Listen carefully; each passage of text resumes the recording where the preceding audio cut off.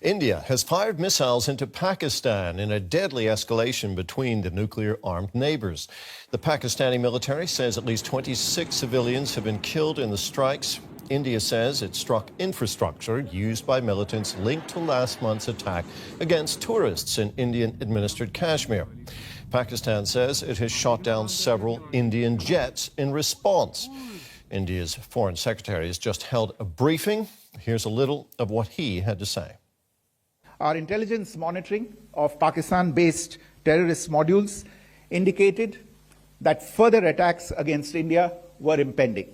There was thus a compulsion both to deter and to preempt. Earlier this morning, as you would be aware, India exercised its right to respond and preempt as well as deter more such cross-border attacks. These actions were measured, non-escalatory, proportionate and responsible. They focused on dismantling the terrorist infrastructure and disabling terrorists likely to be sent across to India. For more on this, let's bring in our Delhi Bureau Chief, Sandra Petersman. Sandra, what more did we learn from that briefing from the Indian government that just took place? Terry, let's maybe also look at the atmosphere in which this briefing was conducted. No questions were allowed, and the briefing, in fact, started with a very emotional video clip. And this video clip was recalling terror attacks here in India, starting with the one on the Indian Parliament in 2001 and also the one in Mumbai in 2008. And it was made very clear by this emotional clip that all of this is somewhat linked to Pakistan. And then the Foreign Secretary Misri went on to detail what has happened in the past night. He recalled first thing the barbarity of the recent attack in Kashmir, emphasizing that most of the 26 male victims that were killed were in fact killed with headshots in front of their families. He directly linked the attack to Lashkar-e-Toiba, which is a group that is listed by the UN as a terror organization since 2005. He said this group is enjoying immunity in Pakistan. And he also emphasized that Pakistan in the past 2 weeks did nothing, his words, to address India's concerns regarding cross-border terrorism from Pakistan. Then two female officers from the Indian forces took over the press briefing. They detailed what has happened last night, further saying that 9 sites have been targeted. These 9 sites, according to them, were all terror launch pads, their words, not mine. 5 of them inside inside Pakistan-administered Kashmir, and 4 deep inside Pakistan itself in Punjab province. The operation was jointly conducted by India's Army, the Navy and the Air Force. More than 20 missiles were fired in 25 minutes. That's what we learned from the briefing that just concluded. Now, there are reports from the Pakistani side that Indian jets have been shot down. Do you have any more details on that, Sandra? Nothing was provided during this briefing for the press. Again, let me emphasize, no questions were allowed. But we have had contact with sources on the ground, sources from within the security establishment there, and also from eyewitnesses. And they have been pointing towards potentially as many as 3 jets that have been lost, that have crashed on sites there in Kashmir, Indian-administered sites. I'm sure in the course of the day we will learn more about this, but as of now we have no official confirmation from anyone here in Delhi. Sandra, thank you very much. That was Sandra Petersman there, our Delhi Bureau Chief.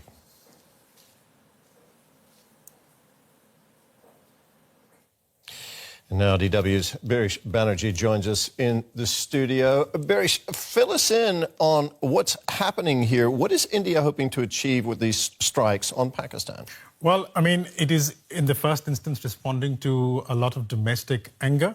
in India because these images of, this was captured on social media, of attackers shooting dead people in a meadow in Indian-administered Kashmir. These images went viral. Also the grief of the widows. That is why this operation was called Operation Sindoor, which refers to vermilion that Hindu married women apply on their heads. So there was a lot of emotion, there was a lot of anger that the Modi government had to respond to, and therefore a response was warranted. From the Indian side, it is also, they will also see it in terms of a security operation, in that they claim that they are targeting terror infrastructure in Pakistan that has been used in the past to launch attacks in India, and therefore they were destroying that. Do they have a point about these terrorist groups that are operating supposedly in Indian-administered Kashmir and Pakistan itself?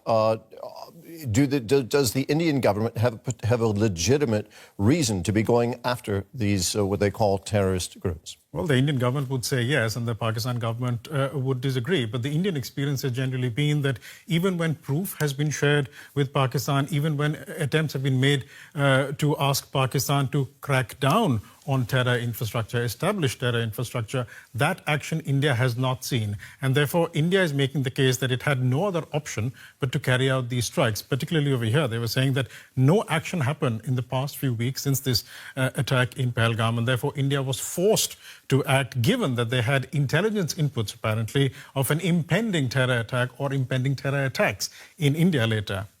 Now, India and Pakistan have clashed militarily on multiple occasions in the past, Barish. Do those past experiences provide any indication of how this confrontation might play out? Yeah, they do, in a way. We're talking about two nuclear-armed nations with very professional armies. And even though both countries are nuclear-armed, they have clashed conventionally. These are two countries with very big conventional power as well. So the clashes have always occurred at a very conventional level. And these kind of strikes, in which you're looking at India targeting alleged terror infrastructure in Pakistan or Pakistan-administered Kashmir, and then Pakistan responding, that has also been witnessed, for example, in 2016 and 2019 in particular, when there were airstrikes against both nations. But they all happened within the umbrella of a conventional response. So both countries are aware of this escalation ladder. Nobody wants to see an all-out war. But yes, I can say that in India, they are currently prepared for a potential Pakistani response.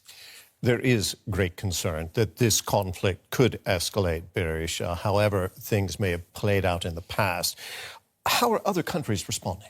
Well, I mean, look at what the UN is saying. Antonio Guterres has called for maximum military restraint. The United States has said it's hoping for a peaceful resolution to this. China has called for calm. So nobody in the region or around the world wants to see a full-blown war between India and Pakistan. I would wager to say neither do India and Pakistan. So it really depends on the next steps from Pakistan in this instance, because the ball really is in Pakistan's court. Remember, the Prime Minister of Pakistan has called this an act of war. Whether Pakistan responds, the manner in which it responds, if it does, would determine if India were to respond to that. But there is a fair degree of an understanding that there is going to be some sort of a tit for tat. Will Pakistan say that, okay, we need to take action now to have that tit for tat, or are we happy with what exists now? That'll determine the escalation. But other countries do not want to see this escalation. India, Pakistan are aware of this. We'll just have to see how the next few hours and days pan out. Barish, thank you very much. DW's Barish Banerjee.